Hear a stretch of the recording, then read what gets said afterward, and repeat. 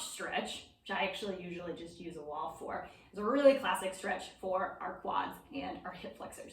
This is actually a relatively deep version of a lunge, so it's not a stretch that I recommend for beginners or folks with really tight hips.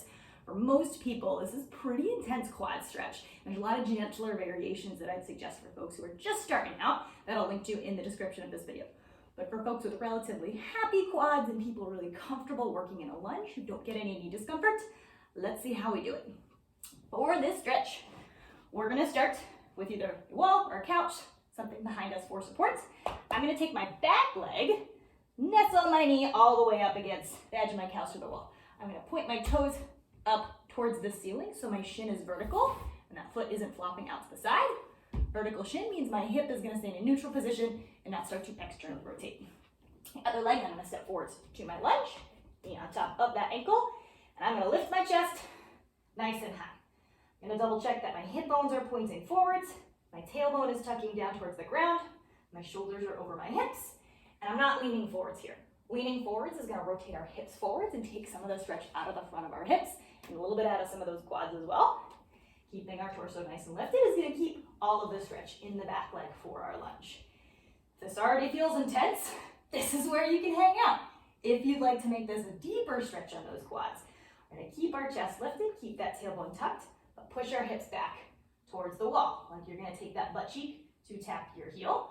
Make sure you're not leaning with your butt or bringing our whole torso backwards. We're gonna hold here for about 20 to 30 seconds. If this feels really intense in your quads, which actually I have super flexible quads and I find this very challenging, we can make it a little bit easier by taking that bottom leg a little bit away from the wall. So instead of starting with my knee touching the edge of the couch or the wall, I'm gonna scoot it maybe 6 inches away, maybe 12 inches away, but still kick my foot up the wall or up the couch for support. Then come back to that lunge position to start. And here, because my heel is farther away from my butt, my quads are in a little bit of a gentler position to start with. Earlier we had that foot straight up the wall, so our quads were in a more lengthened position. Right now they get a teeny bit of a break. And we can still do that same progression. If this is feeling like a good amount of stretch and we want to go a little deeper, we'll keep that tailbone tucked, keep our shoulders stacked over our hips, start to push our butt back towards the wall a little bit, and then we can hang out in this version of the stretch.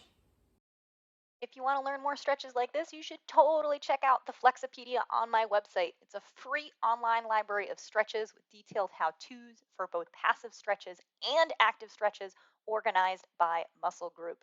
You can access the Flexopedia by going to dannywinksflexibility.com/Flexopedia or simply click the link in this video description.